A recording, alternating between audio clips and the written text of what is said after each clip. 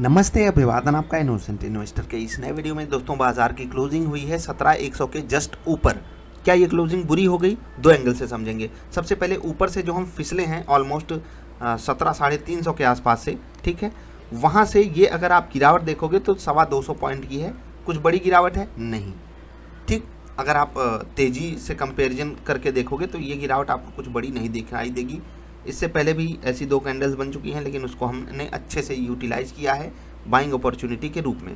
क्या अभी कुछ डेटा चेंज हुआ है? थोड़ा सा चेंज हुआ है। ये जो गैप है पहले, तो इसके भरने के चांसेस थोड़े बढ़ जाते हैं जब भी ऐसी कोई रेड कैंडल बनती है, ठीक है। अब दूसरे एंगल से हम अगर देखेंगे तो 17,000 से लगभग 55-60 पॉइंट नीचे, यानी कि 16,955, ठीक है, 16,945 से 955 के बीच में बहुत बड़ा सपोर्ट है निफ्टी के लिए, वो इंटैक्ट है। 17,000 का साइकोलॉजिकल लेवल हमारे लिए सपोर्ट के रूप में अवेलेबल है।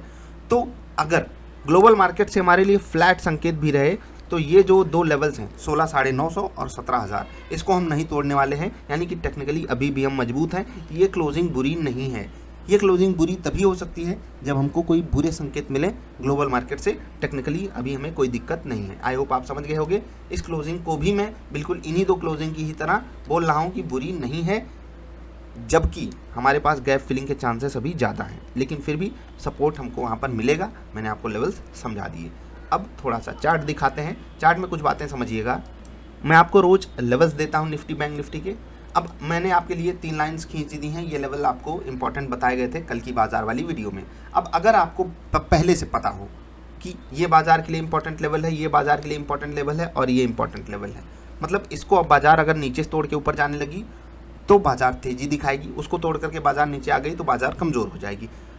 आपको सिर्फ इतना देखना होता है। जैसे कि कुछ लोग कहते हैं सर मैं आपके लेवल्स को एग्जैक्टली कैसे यूज करूं, कि अगर ये लेवल्स आपको पहले से पता होते तो क्या आप आज कुछ बेटर डिसीजन ले पाते? अगर बाजार यहाँ पर अटक रही थी तो क्या आप सेल जाते? अगर बाजार यहाँ पर आकर के इसको तोड़ गई तो क्या आप यहाँ पर सेल जाते? क्या बाजार जब इसको तोड़ करके यहाँ पर क्लोज की थी तो क्या आप बाइंग की अपॉर्चुनिटी यहाँ पर तलाशते? बिल्कुल तलाशते। यहाँ पर आपको रिट्रेसमेंट भी मिला था, आपको अपॉर्चुनिटी यहाँ पर मिली थी, लेकिन बाजार यहाँ पर समय बिता रही थी, इस लेवल को बाजार तोड़ दी, आपका स्टॉप लॉस यहाँ पर हिट होता अगर आप यहाँ पर बाइंग लिए होते या यहाँ पर, तो आपका यहाँ पर स्टॉप लॉस जाता। लेकिन दूसरी चीज़ सोचिए कि यहाँ पर जब बाजार तोड़ी, अगर आप सेल लिए होते तो आपको कॉस्ट पर एग्जिट मिलता, अगर आप यहाँ पर सेल लिए होते आपको टारगेट मिलता, अगर आप यहाँ पर जैसे इस वाली रेड कैंडल पे कोई ट्रेड लिए होते तो भी आपको टारगेट मिलता, ठीक है। समझ रहे हैं? तो ऐसे आपको समझना है। जैसे कि यहाँ पर रेजिस्टेंस था, तो आप यहाँ पर अगर कॉन्ट्रा ट्रेड लिए होते कि मैं यहाँ पर शॉर्ट करूँगा, रेजिस्टेंस है, तो आपको देखिए टारगेट मिलता। तो आपको ये देखना है कि ऐसे मामलों में आपके पास अगर ये लेवल्स पहले से होते, आप वहाँ पर रिस्क रिवार्ड अगर फेवरेबल रखते हो, क्या आपका टारगेट आता है या नहीं, बस उस पर फोकस रखना है। इन लेवल्स की अहमियत कितनी है उसको आप पुराने वीडियोज से जाकर के चेक कर सकते हो, फिर आपको पता चलेगा ये लेवल्स कितने काम के होते हैं, ठीक है। 3 मिनट का ट्रेड हमने अवॉइड किया, बहुत ही आसान था उसको अवॉइड करना, क्योंकि बाजार इंपॉर्टेंट रेजिस्टेंस पे खड़ी थी और मैंने कहा है आपको एक कैंडल का और वेट कर लेना चाहिए अगर बाजार रेजिस्टेंस के आसपास खड़ी है। 10 मिनट का ट्रेड काफ़ी आसान था और यहाँ पर मुझे मिला पुट खरीदने का मौका, क्योंकि बाजार ने और हमारे सेटअप ने लगभग हमको बता दिया कि हमको पुट बाइंग करके चलना है। अब ध्यान से देखिएगा, 17,200 की पुट हमने खरीदी, ठीक, बहुत ध्यान से समझिएगा। 17,200 की पुट हमने खरीदी, स्टॉप लॉस हमने लगा दिया आराम से, कोई दिक्कत नहीं थी। अब जब ऊपर गई मतलब हमारे फेवर में आ गया, उसके बाद नीचे हमको थोड़ा सा लॉस देने लगा, मैंने सोचा एग्जिट कर लेना चाहिए। और यही होता है ना, कभी कभी ज़्यादा दिमाग लगाओ वो गड़बड़ करता है।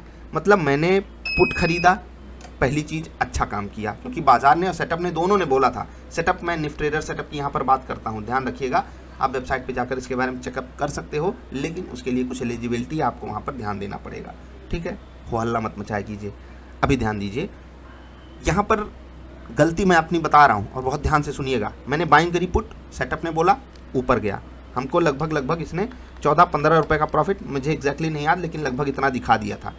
एक लॉट में 1 पॉइंट का प्रॉफिट 50 रुपये का होता है, ये आपको पता होना चाहिए, ठीक है। एक लॉट की बात कर रहा हूँ जिसकी कॉस्टिंग मैं 300 भी जोड़ूँ 15,000 है, और 15,000 पे 15-75 750 का मुझे प्रॉफिट दिख रहा था। सिर्फ एक लॉट की मैं बात कर रहा हूँ। यहाँ पर आप कई लॉट्स में ट्रेड कर सकते हो, एक लॉट का मार्जिन 15,000 रुपये लगता है।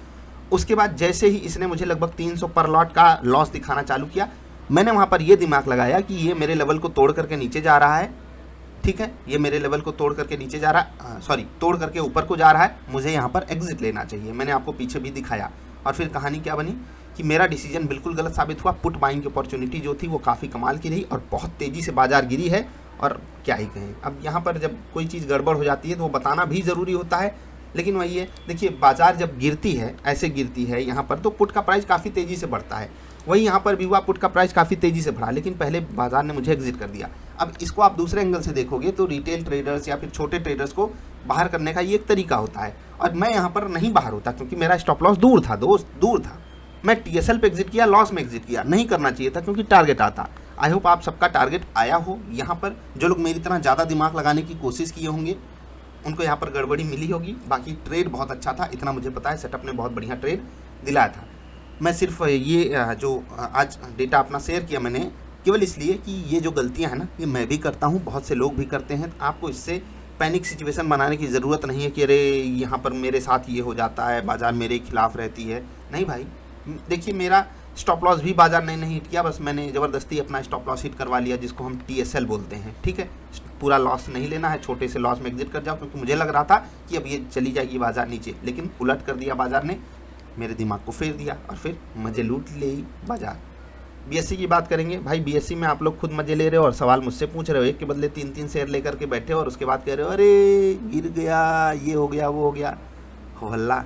चलो कोई बात नहीं, कुछ लोग पूछते हैं, हो सकता है जेन्युइन तरीके से भी उनको ना पता हो, तो ईमेल वगैरह चेक करते रहा करो यार। आप शेयर होल्डर हो बॉम्बे स्टॉक एक्सचेंज के, ईमेल तो आपको मिला ही होगा। खैर, तेज़ी देख रहे हैं कितनी भयंकर हुई थी। अभी तो ये स्टॉक यहीं पर है, 700 के आसपास ही हाथ लगाना, उससे पहले हाथ लगाने की ज़रूरत नहीं है। अब के रेट के हिसाब से बता रहा हूँ, ठीक है। क्या चेंज हुआ है, पा गए एक्स्ट्रा शेयर्स, उसके बाद भी नहीं कहानी बताते हो। बैंक निफ्टी की बात करते हैं। देखिए ये लेवल मैं आपको दिखा रहा हूँ। क्या आपको बैंक निफ्टी में अगर ये लेवल पता होता तो आप कुछ कारनामा कर सकते थे? इस लेवल पे क्या आप कॉन्ट्रा ट्रेड ले सकते थे इस कैंडल पे, या फिर यहाँ पर जब यहाँ पर आपको बाइंग देखने को मिली क्या आप बाइंग जा सकते थे? क्या आप यहाँ पर सेलिंग जा सकते थे? क्या ये जो लेवल था इसको जब रेजिस्टेंस यहाँ पर प्राप्त हुआ आप नीचे शॉर्ट कर सकते थे? क्या कर सकते थे या नहीं, खुद से सवाल पूछा करो, ठीक है। क्योंकि मुझे लगता है कि मेरे लेवल्स मेरे लिए काम करते हैं, ज़रूरी नहीं आपके लिए भी काम करें। अगर करते हैं तो उन लेवल्स का आप सदुपयोग कर सकते हो। बात कर लेते हैं थोड़ी सी बाजार की। देखिए बाजार खुली ठीक, बाजार को खुलने में कोई तकलीफ नहीं थी, लेकिन फिर खुलने के बाद बाजार पे प्रेशर बना रहा और इंडिया विक्स ऊपर चलता चला गया। कोई बात नहीं, चीज़ें ऐसे ही चली जाती हैं। आज 175 बाजार नेट गिरी है। टॉप के लेवल से अगर आप देखोगे तो ज़्यादा ही गिर गई है, लेकिन क्लोजिंग बुरी नहीं है। मैंने उसके बारे में पहले से ही डिस्कशन आपके साथ किया है। अब क्लोजिंग कर रहे हैं इस वीडियो को, उससे पहले आपको स्टॉक्स कुछ दिखा देते हैं। देखिए निफ्टी में गेनर्स भी थे, Coal India, Hindalco, UPL, ONGC, HDFC bank चले। सोचिए HDFC बैंक आधा % ऊपर है, फिर भी निफ्टी 1% नीचे गिरी। इसका मतलब बड़े स्टॉक्स भी बड़े रूप में गिरे होंगे। ब्रिटानिया देखिए 3.5% नीचे, Grasim, Tata consumer, Shri cement, SBI life, ये सब गिरे 3-3%, 2.5%। बाप रे बाप। निफ्टी नेक्स्ट 50, यहाँ पर IGL गिरा है 5%, Torrent Pharma, IndiGo, HDFC, AMC, Marico, सब गिरे हैं भयंकर। भागने में Aurobindo Pharma, Vedanta, Jindal Steel, Muthoot Finance, SAIL. Aurobindo तो 6% भागा। मेरे का ठीक है, वैसे ही कहानी है। ऑलमोस्ट सारे इंडेक्सेस ने आज बराबर की परफॉर्मेंस दी। निफ्टी नेक्स्ट 50 थोड़ा सा पिछड़ गया। बैंक निफ्टी से उम्मीदें कुछ ज़्यादा थी, लेकिन इन्होंने पूरा नहीं किया। HDFC बैंक जबकि यहाँ पर सपोर्टिव था, AU small finance bank supportive था, अदरवाइज यहाँ पर तकलीफ और बड़ी हो जाती। ठीक है, ओवरऑल दिन अच्छा गया। किसके लिए? बीयर्स के लिए, और इसके लिए पहले से ही हम सबको अलर्ट होना चाहिए था। इसके बारे में मैंने कुछ बातें भी की थी, लेकिन जाते जाते इतना कह के जाऊँगा दोस्त, ना ही हम बॉटम पकड़ सकते हैं। देखिए 15,750 के नीचे भी बाजार लगभग 100 पॉइंट गई थी, और वहाँ पर समझ लीजिएगा कि एक हिसाब से तुक्का लगा था। हम ना टॉप पकड़ सकते हैं, हमको बीच में अपनी ट्रेड को प्रॉफिट निकाल करके बाहर निकालना होता है, दैट्स इट।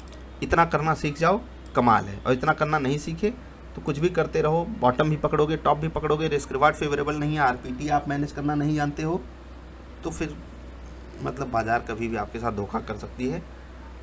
इसके बारे में अक्सर बातें करता रहता हूँ। अभी विदा ले रहा हूँ, वीडियो पसंद आई तो लाइक कर देना। जल्दी मिलेंगे।